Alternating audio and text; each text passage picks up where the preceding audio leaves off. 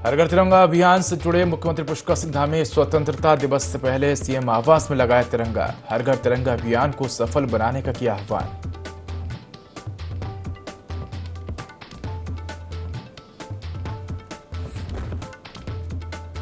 देश भर में भाजपा मना रही विभाजन विभीषिका स्मृति दिवस। देहरादून में कार्यक्रम में शामिल होंगे मुख्यमंत्री पुष्कर सिंह धामी। विभाजन का दंश झेलने वाले लाखों परिवारों को किया जाएगा नमन।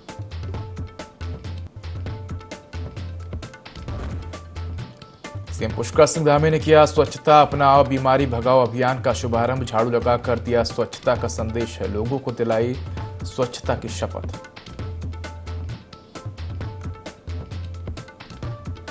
उत्तराखंड में मानसून की बारिश के क्रम जारी। आज देहरादून समेत 5 जिलों में बौछारों के आसार। मौसम विभाग ने 15 अगस्त के लिए जारी किया बारिश का येलो अलर्ट।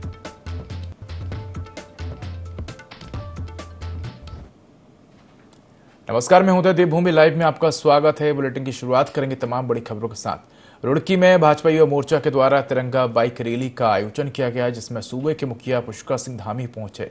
इस दौरान हजारों की संख्या में युवा बाइकों पर हाथों में तिरंगा झंडा लेकर निकले। बता दें कि रुड़की के नेहरू स्टेडियम से महाराणा प्रताप चौक तक बाइक तिरंगा रैली निकाली गई, जिसमें हजारों की संख्या में युवा हाथों में तिरंगा झंडा लेकर सड़कों पर निकले। कार्यक्रम में मुख्यमंत्री पुष्कर सिंह धामी पहुंचे और बाइक तिरंगा रैली में खुद बाइक पर सवार होकर रैली का नेतृत्व किया।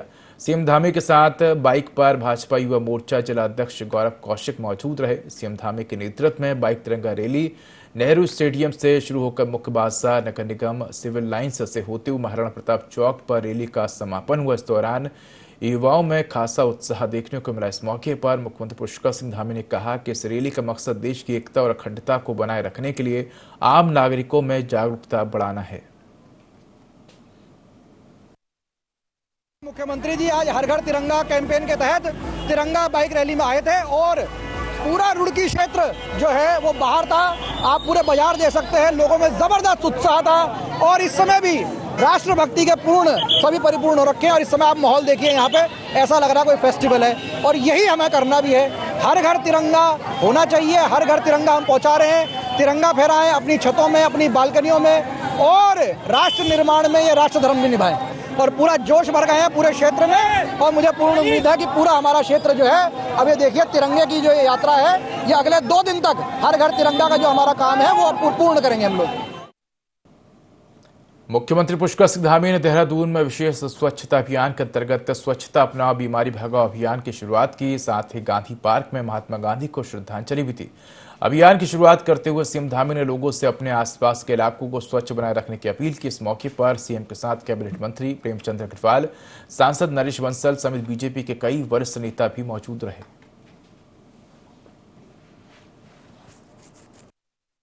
भारत अभियान चलाया था, उसके तहत पूरे राज्य के अंदर स्वच्छता हो, ये हमारा संकल्प है। इसमें हमारी पंचायतें भी आगे आ रही हैं, बहुत सारे हमारे सामाजिक संगठन भी आगे आ रहे हैं। हल्द्वानी में एक अभिनव प्रयोग गैडी सेना के माध्यम से हुआ है और उन्होंने लोगों को इस दिशा में बहुत प्रेरित किया है, जिससे यूजर चार्ज भी बढ़ा है, अन्य स्थानों पर भी बढ़ा है। ये केवल सरकारी कार्यक्रम न हो, ये कार्यक्रम मैं सबसे अपील करूंगा कि ये जन जन का कार्यक्रम हो, सबकी सहभागिता हो। और क्योंकि हमारा राज्य पर्यटन के क्षेत्र में पूरे देश दुनिया के लोग यहाँ आते हैं, इसलिए स्वच्छता हमारे लिए बहुत मायने रखती है। इसको ध्यान में रखकर सरकार की प्राथमिकता से काम कर रही है।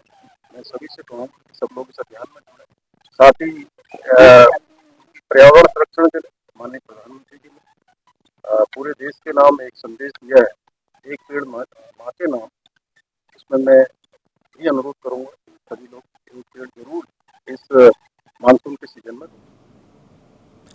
गांधी मैदान जोशीमठ में एकत्रित होकर युवा मोर्चा के नेतृत्व में तिरंगा बाइक रैली निकाली गई। तिरंगा बाइक रैली गांधी मैदान से मारवाड़ी चौक का सिंहधार नरसिंह मंदिर इंटर कॉलेज तिराहा से होते हुए रवि ग्राम में शहीद प्रकाश चंद्र डिमरी के स्मारक में माल्यार्पण कर पुष्पांजलि अर्पित की गई। इसके बाद ब्लॉक कार्यालय में स्वतंत्रता सेनानियों के स्मारक पर माल्यार्पण कर पुष्पांजलि अर्पित की। ब्लॉक सभागार में स्वतंत्रता सेनानी और शहीदों के परिजनों का सम्मान किया गया। भारतीय जनता पार्टी के सभी कार्यकर्ताओं के द्वारा आज एक बाइक तिरंगा संदेश यात्रा निकाली गई और उसके पश्चात शहीदों के स्मारक पर स्वच्छता अभियान चलवाकर वहां पर माल्यार्पण पुष्प अर्पित किए गए। तत्पश्चात सभी शहीदों के परिजनों को यहां पर सम्मानित करने का हर घर तिरंगा रैली अभियान के तहत कपकोट में विधायक सुरेश गढ़िया के कपकोट क्षेत्र में बाइक रैली निकाली गई। यहां बाइक में बैठकर सुरेश गढ़िया ने रैली निकाली। इस मौके पर जिला पंचायत अध्यक्ष बसंती देव, पूर्व कैबिनेट मंत्री बलवंत सिंह और भाजपा कार्यकर्ताओं ने रैली निकाली। वहीं कपकोट के कई सरकारी स्कूलों के बच्चों ने भी तिरंगा रैली निकाली। यहां राजकीय इंटर कॉलेज कपकोट, राजकीय हाई स्कूल, नाचनी प्राथमिक विद्यालय, गैरखेत सहित अन्य स्कूलों के बच्चों ने तिरंगा रैली निकाली।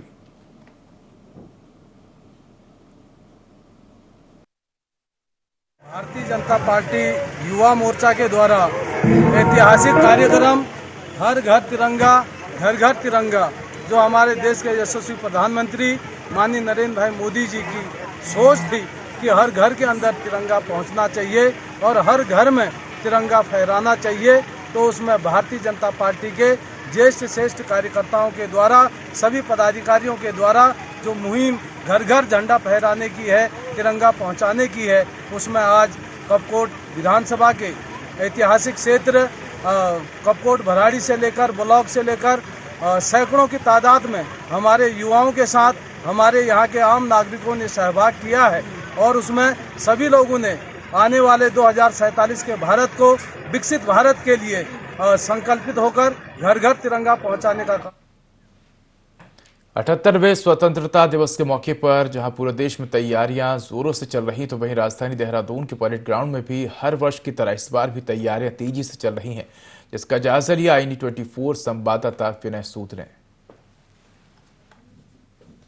78वें स्वतंत्रता दिवस को लेकर जहां पूरे देश में तैयारियां की जा रही हैं, तो वहीं राजधानी देहरादून के परेड ग्राउंड में भी जो है तैयारियां शुरू हो चुकी हैं। आप देख सकते हैं कि सामने जो यहां पर मंच लगा है, इस पर मुख्यमंत्री पुष्कर सिंह धामी जो है पहुंचेंगे। साथ ही साथ राज्यपाल भी जो है इस दौरान मौजूद रहेंगे। इनके साथ तमाम जो सांसद हैं वो भी इस दौरान इस मंच पर मौजूद रहेंगे। और विधायकों की भी अगर बात की जाए तो जो विधायक हैं, विधायकगण भी इस दौरान पूरे कार्यक्रम में शामिल होंगे। और जो यहाँ पर तिरंगा लहराने का जो कार्यक्रम है स्वतंत्रता दिवस के मौके पर, वो यहाँ पर उसकी शुरुआत जो है मुख्यमंत्री पुष्कर सिंह धामी करेंगे। तो आप देख सकते हैं कि जो यहाँ पर मंच तो बना ही है, साथ ही साथ मैं अपने कैमरा सहयोगी को कहना चाहूँगा कि वो भी जगह दिखाएंगे कि जहाँ पर जो VIP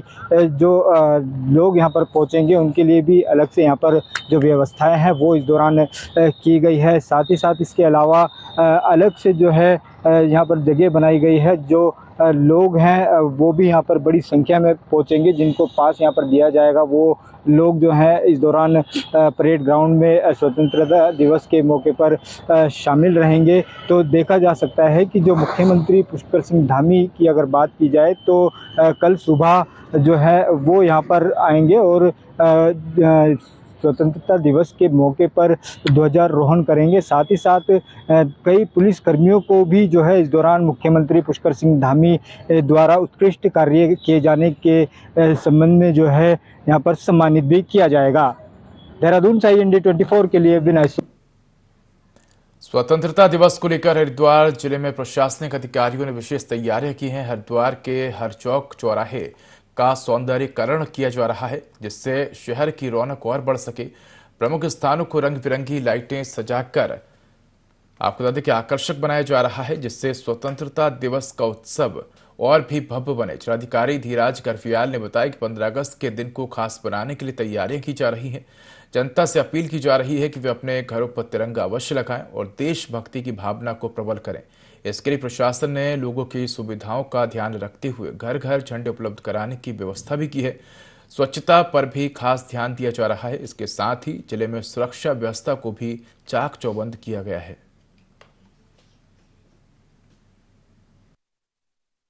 तो सारे चौराहे जितने हमारे यहाँ का सौंदर्यीकरण और जितनी सड़कें हैं जो स्वतंत्रता संग्राम सेनानी के नाम प्रॉपर साफ देखना तो है, लेकिन 15 अगस्त के दिन विशेष तौर से हम आपको देखना है। और सुबह प्रभात फेरी निकलेगी जैसा कि सर्वविदित है कि जो तिरंगा झंडा, हर घर तिरंगा झंडा, इसके लिए एक वृहद रूपरेखा हम तैयार की गई है कार्यक्रम में। और इसमें जितने भी घर हैं उसमें प्रत्येक घर में सबसे रिक्वेस्ट भी कर रहे हैं और प्रशासन की ओर से भी झंडे उपलब्ध हम लोग करा रहे हैं, हर घर में तिरंगा झंडा। पचफदून क्षेत्र में चोरी की वारदातें थमने का नाम नहीं ले रही हैं। आलम यह है कि चोर अब स्कूलों को निशाना बनाने से भी नहीं चूक रहे हैं। ताजा मामला देर रात्रि हरवटपुर पुलिस चौकी क्षेत्र अंतर्गत इंदिरा राष्ट्रीय बोक्सा जनजाति विद्यालय जूड़ली में सामने आया है, जहां अज्ञात चोरों ने चोरी की घटना को अंजाम दिया और स्कूल में रखे कुछ नकदी और इलेक्ट्रॉनिक सामान ले उड़े। स्कूल के शिक्षक द्वारा बताया गया कि सरकारी अभिलेखों के साथ की गई छेड़छाड़ और अलमारी में रखे पैसे भी चोर ले उड़े हैं। शिक्षक और जनप्रतिनिधि द्वारा बताया गया कि इस क्षेत्र में ये पहला मामला नहीं है। इससे पहले भी लगातार विद्यालयों में चोरी की घटनाओं को चोरों ने अंजाम दिया है, जिसका खुलासा पुलिस द्वारा नहीं किया गया। राष्ट्रीय बोक्सा जनजाति विद्यालय है। इसमें कल रात अज्ञात चोरों ने ऑफिस का दरवाज़ा तोड़ा और अलमारी तोड़ी। अलमारी में कुछ सामान इधर उधर अस्त व्यस्त कर दिया है और कुछ पैसे रखे हुए थे वो भी ले गए और एक कैलकुलेटर भी था वो भी ले गए। कुछ स्टेशनरी का सामान भी था वो भी मिल नहीं रहा, वो भी ले गए। लगातार चोरी की घटनाएं हो रही हैं और अभी कल ही हमारे नज़दीक जूड़ली में भी एक स्कूल में चोरी हुई है। वहाँ से अभिलेखों के साथ छेड़छाड़ की है, अलमारी में रखे हुए कुछ पैसे और कुछ सामान भी चुरा लिया गया है। तो क्या मानते हैं, क्या कारण है इसका? ये नशा करने वाले लोगों का है। रात को जब उन्हें कोई नहीं दिखता, क्योंकि स्कूल एक ऐसी जगह है जहाँ पर केवल ताला लगा रहता है। शिकायत करते हैं पुलिस प्रशासन से, लेकिन उसका अभी तक कोई रिजल्ट सामने नहीं है। जो बोक्सा जनजाति विद्यालय है जूड़ली आदुवाला में, तो उसमें यह आया है कि किसी के द्वारा वहाँ सामान अस्त व्यस्त किया गया है और थोड़ा नुकसान पहुँचा है। इस संबंध में तहरीर प्राप्त हुई है। इससे पहले तो ऐसा कोई हमारे वहाँ प्रकरण, हमारे वहाँ कोई तहरीर आई नहीं थी, तो इस संबंध में अभियोग पंजीकृत कर कार्रवाई। उत्तराखंड में नगर निकायों के चुनाव कब होंगे, इसको लेकर अभी तक स्थिति स्पष्ट नहीं हो पाई है। हालांकि माना जा रहा है कि अक्टूबर महीने में नगरीय निकाय के चुनाव हो सकते हैं। साथ ही त्रिस्तरीय पंचायतों के चुनाव के संबंध में भी चर्चा होने लगी है, जिनका 5 साल का कार्यकाल खत्म होने को अब कुछ ही महीने शेष रह गए हैं। इन सबके बीच भाजपा चाहती है कि बदली परिस्थितियों में निकाय और पंचायत चुनाव साथ साथ कराए जाए। प्रदेश महामंत्री आदित्य कोठारी ने बताया कि सरकार को पार्टी की ओर से सुझाव भी दिया गया है, तर्क दिया गया है कि इससे चुनावों पर आने वाले खर्च में बचत होगी और एक साथ चुनाव होने से विकास कार्यों में किसी तरह का व्यवधान नहीं आएगा।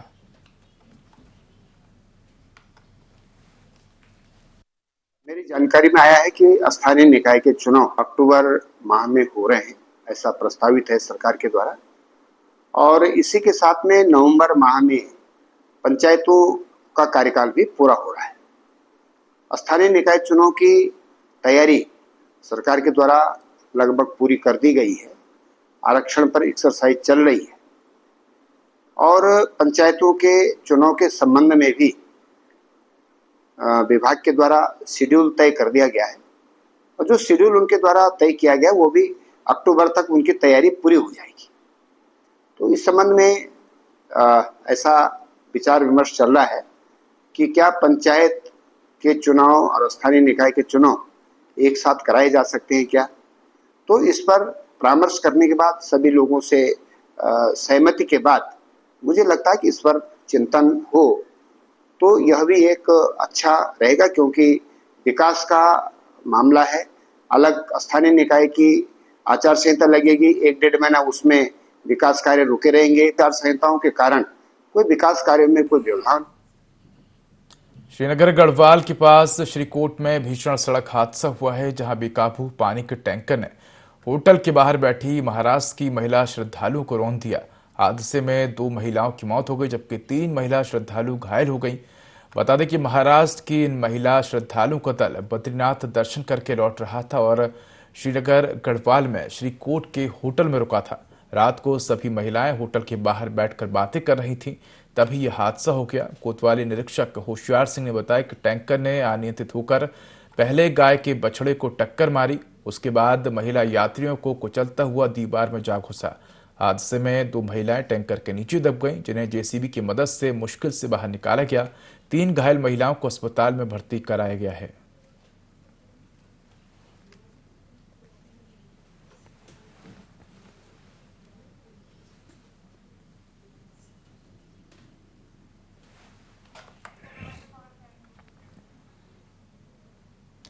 पचवादून में खनन माफियाओं के हौसले इस कदर बुलंद हैं कि वे न केवल प्रतिबंध के बावजूद भी अवैध खनन के काले कारोबार को अंजाम दे रहे हैं, बल्कि सरकारी कर्मचारियों पर हमला करने से गुरेज भी नहीं कर रहे हैं।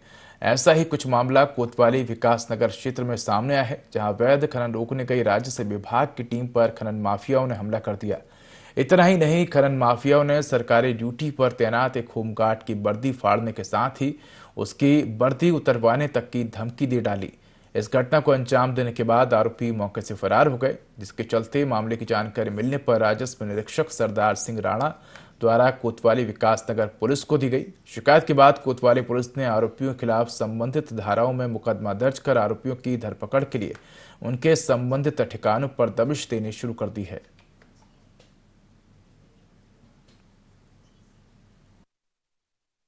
राजस्व निरीक्षक कालसी द्वारा थाना विकास नगर में एक तहरीर दी गई, जिसमें उसमें उल्लिखित किया कि बाड़वाला निवासी नरेश चौहान और उसके भाई द्वारा, जो कि यमुना नदी में रेत का दोहन व परिवहन कर रहे थे अवैध रूप से, तो उनके रोके जाने पर उनके द्वारा उनके संग बहसबाजी, बदतमीजी व हाथापाई की गई।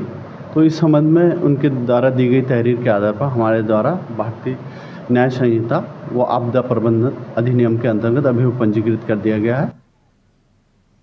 हरिद्वार के लालडांग क्षेत्र में लोक निर्माण विभाग ने छोटे दुकानदारों को नोटिस दिए जाने के बाद स्थानीय लोगों ने इसका जोरदार विरोध किया है।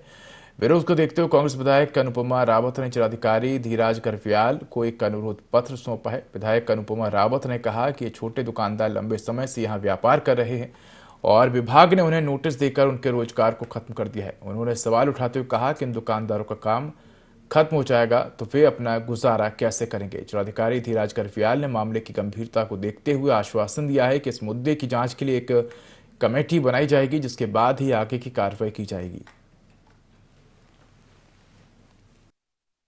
100 साल से अधिक हो गया, तीसरी या चौथी पीढ़ी वहां पर वो दुकानें चला रही, छोटे छोटे कुंछे चला रही हैं, दुकानें भी नहीं कह सकते।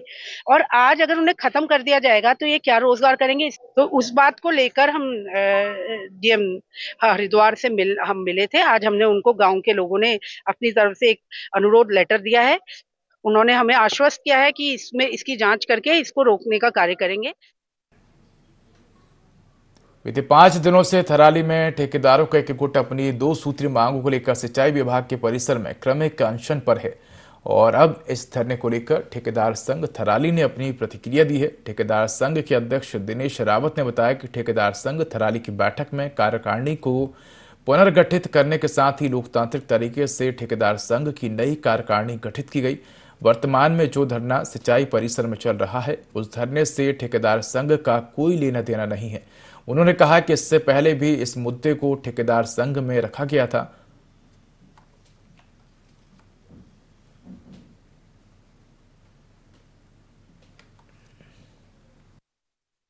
एक लोकतांत्रिक तरीके से अपने संगठन को चुना है और उसको सहयोग दे करके एक मजबूत संगठन बनाने की कोशिश की है और ये उनका एक भविष्य में भी एक सार्थक प्रयास रहा है और भविष्य में भी रहेगा। जिस संगठन को एक ठेकेदार संगठन कहा जा रहा है, कुछ लोगों के द्वारा राजनीति के चलते उन लोगों ने एक अलग से एक पैरेलल संगठन बनाया है। संगठन तो नहीं कहेंगे उसको, 8-10 लोगों का है वो। उसके विपरीत ये लोग बैठे हैं।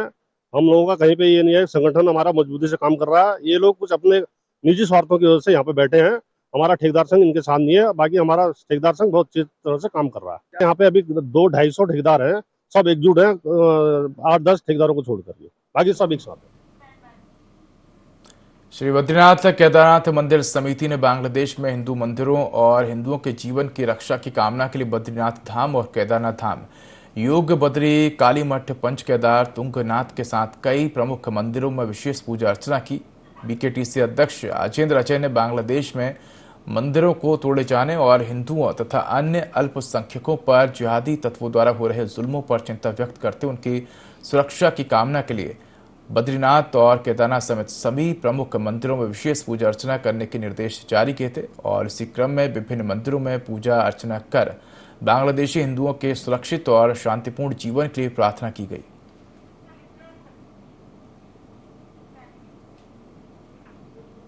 फिलहाल इस बुलेटिन में इतना ही। खबरों का अधिक अपडेट के लिए देखते रहिए IND24। नमस्कार।